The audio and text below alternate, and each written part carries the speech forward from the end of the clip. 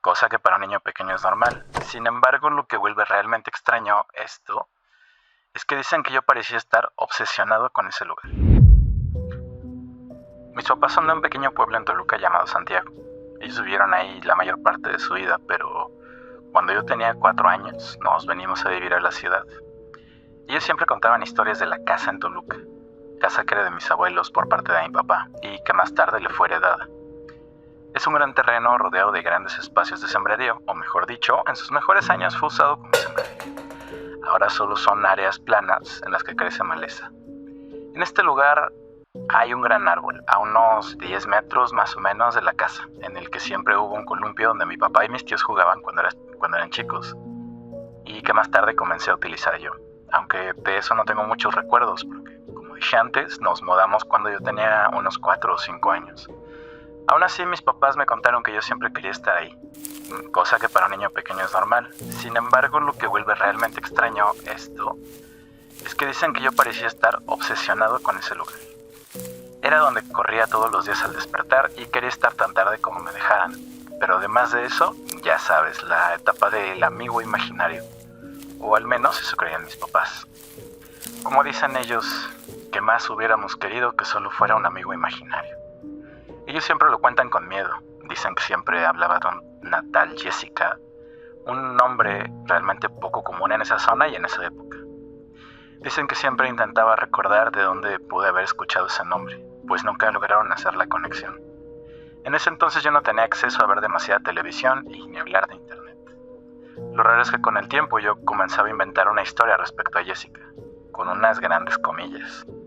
Decía que era una niña que había vivido en una casa cercana, siempre señalando en la misma dirección, como si supiera exactamente dónde estaba, y que su papá un día solo la había ido a tirar ahí. Imagina la impresión de mis papás cuando les conté esto. Todavía cuando lo cuentan, en especial mi mamá, lo cuentan con miedo. Además dicen que la describía con tanto detalle que les parecía imposible que un niño de mi edad lo pudiera inventar. Mis papás intentaron persuadirme, preguntándome dónde la había visto, quién me lo había contado, y siempre les contestaba, fue Jessica quien me lo contó. Dicen que apenas se me entendía lo que decía, pero tenía súper clara esa historia. Incluso me preguntaron más de una vez, pensando que me confundiría y daría historias o descripciones distintas de Jessica, pero jamás lo hice. Cuenta que cuando todo llegó a su punto más extraño fue cuando una vez en la madrugada escucharon que yo estaba llorando, tan fuerte que los desperté. De primeras me buscaron en el cuarto, pero no estaba ahí.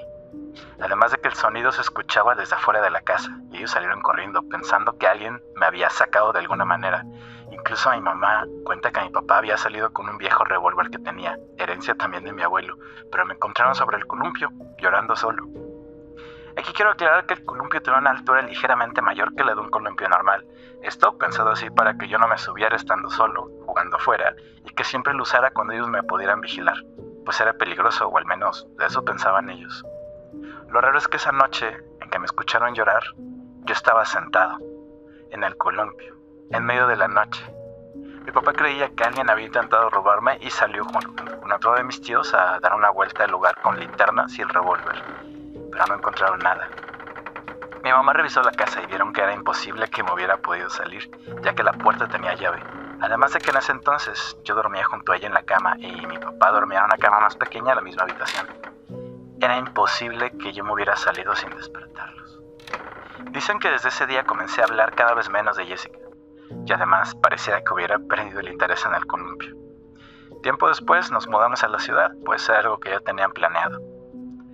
Pasados unos años, cuando yo tenía más o menos 13 años, volví al pueblo. Mi papá iba a menudo a visitar a sus hermanos, pero yo no había querido regresar.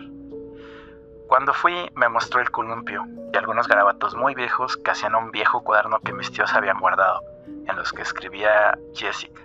Además de algunos dibujos donde Jessica y yo estábamos junto al columpio.